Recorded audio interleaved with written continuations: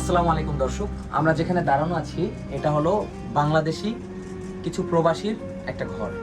তারা কাতারে তারা কাজ করেন। এখন আমরা একটা বিষয় আপনাদেরকে দেখাতে চাই, সেটা হচ্ছে আমরা যারা বাংলাদেশি আছি তারা মনে করি যারা প্রবাসে থাকেন তারা অনেক টাকা পয়সা ইনকাম করেন, তারা খুব লাক্সারিয়াস একটা লাইফ লিড করেন। কারণ আমরা তো ঘোরার যে ভ্লগ ভিডিও আছে এগুলোতে তাই দেখি যে মানুষ বিদেশে গেলে কত আনন্দ করে, কত কিছু করে। কিন্তু আসলে কি সবার জন্য জীবন এক?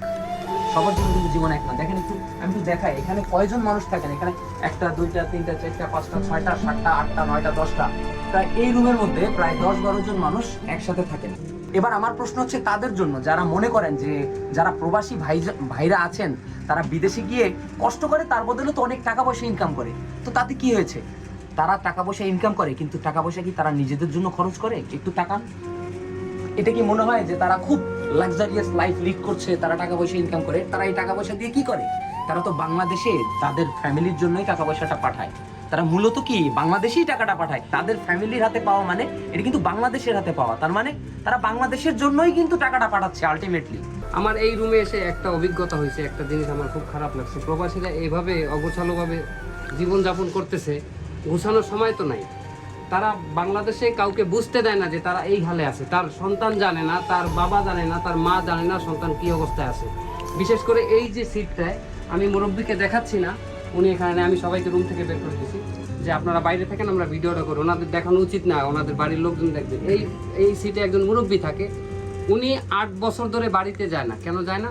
ওনার সন্তান পড়াশোনা করে, তাদের জন্য টাকার যোগান দিতে হয়।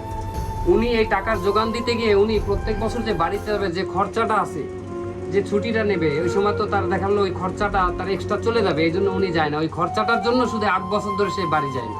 বাংলাদেশের ইতিহাসে পূর্বে যারা বাংলাদেশের জন্য ত্যাগ করেছে তাদেরকে কিন্তু আমরা অফিসিয়ালি তাদেরকে সম্মান দিই, কিন্তু এনারা যে ত্যাগটা করছেন এটা কিন্তু আমাদের সামনে আসে না বলে আমরা সেই ত্যাগের সম্মানটা আমরা দিতে পারি। আমি আজকে দেখছি মসজিদের ওয়াশরুমে কাজ করতেছে বাংলাদেশি, মুছতেছে। আমি আজকে দেখছি মরুভূমিতে বাংলাদেশিরা কাজ করতেছে।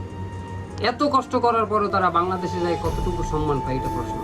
আমি আশা করব আমরা বাংলাদেশিরা সবাই তাদের জন্য দোয়া করব, তাদেরকে যথাযথ সম্মানটুকু আমরা দেওয়ার চেষ্টা করব।